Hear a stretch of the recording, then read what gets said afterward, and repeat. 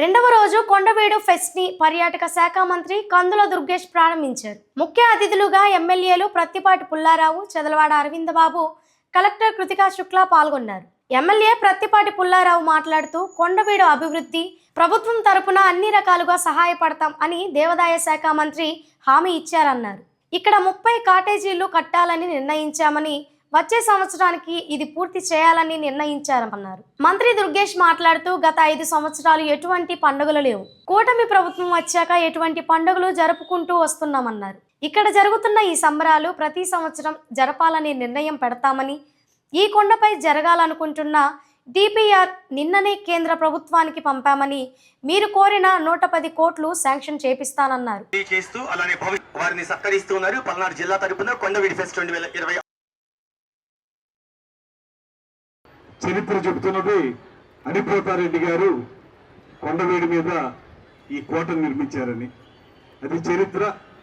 వర్తమాన చరిత్రలో, జరుగుతున్నటువంటి చరిత్రలో మళ్ళీ కొండవీడిని విశ్వవ్యాప్తంగా తెలిసేలా చేసినటువంటి అభినవ అనిపోతారెడ్డి శ్రీ ప్రత్తిపాటి పుల్లారావు గారు అనేటువంటి మాట కూడా నేను మనవి చేస్తా ఉన్నాను.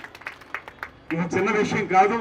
మీరందరూ కూడా కొండవీడు అంటే ఏంటి, ఇక్కడ ఎవరెవరు పరిపాలించారు, ఏ రకంగా ఇక్కడ నిర్మాణాలు జరిగాయి, ఇంతకుముందు కలెక్టర్ గారు కానీ ఎమ్మెల్యే గారు కానీ చెప్పిన విధంగా ఇక్కడ వాటర్ మేనేజ్మెంట్ కి ఎంత ప్లానింగ్ చేశారు ఆ రోజుల్లో అనేటువంటిది.